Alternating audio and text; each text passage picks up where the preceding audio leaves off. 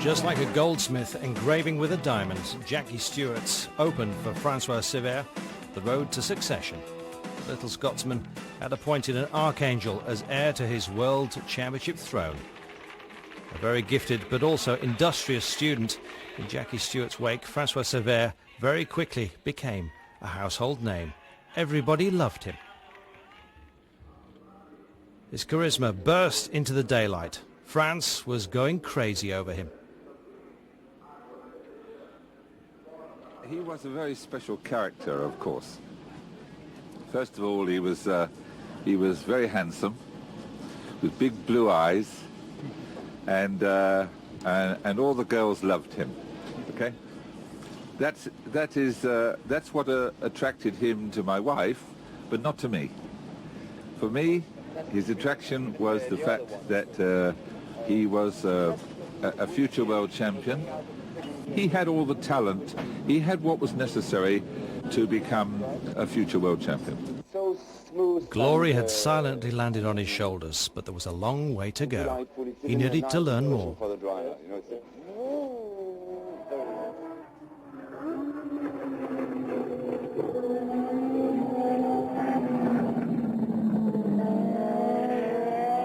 When he gives the power, it's not a nice impression, you know. See, all vibration. It's not with that one. It's just very, very nice.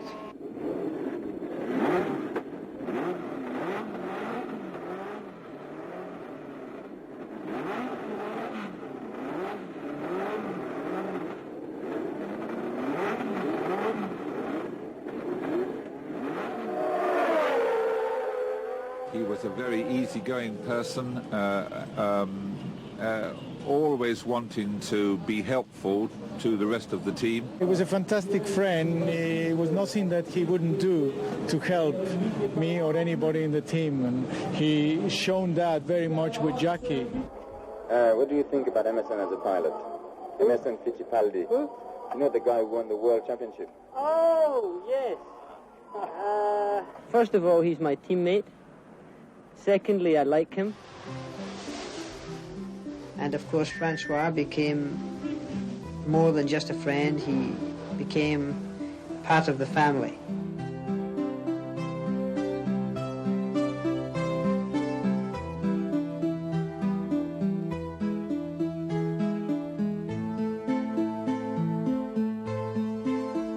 For Jackie and Francois, life was beautiful.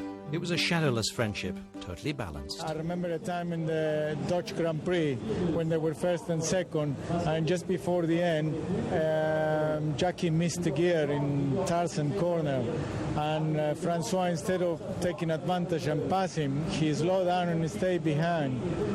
And he said that he didn't really want to beat him in that way. So he was a man with a lot of class.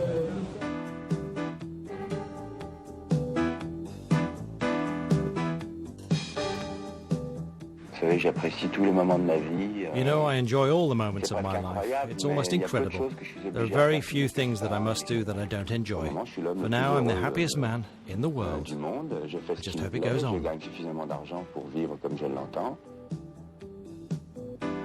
Well, life was smiling on him, and he smiled in life. But behind the smile was being forged a champion's character. The archangel had nerves of steel and a sure determination.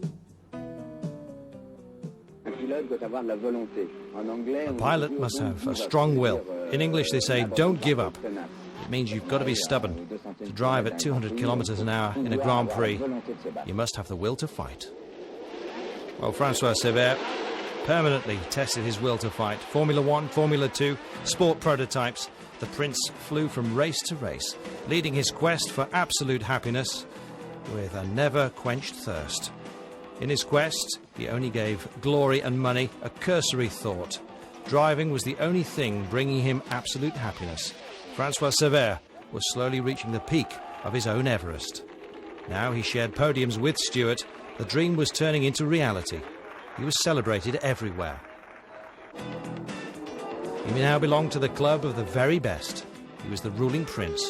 He said, "I love motorsport, and racing cars love me."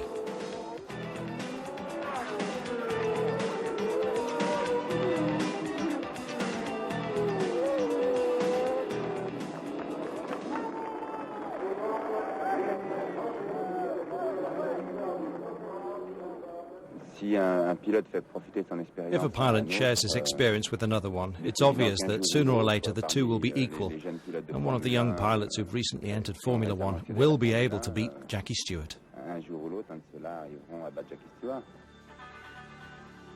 Well, beating Jackie Stewart was the dream of a whole generation of drivers, a dream Francois Cevert did not think he would fulfill so quickly. And yet, during the 1971 United States Grand Prix, Cevert beat not only Stewart, but also Seifert, Peterson, Ganley, Hill, Ickx, and all other stars of Formula One.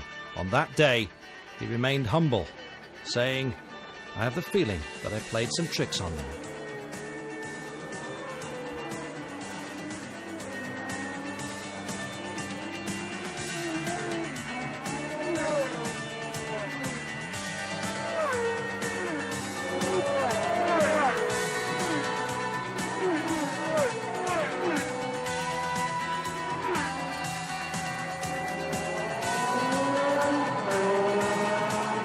It was the first victory during a Grand Prix, the first one in a run that everyone thought would be exceptional.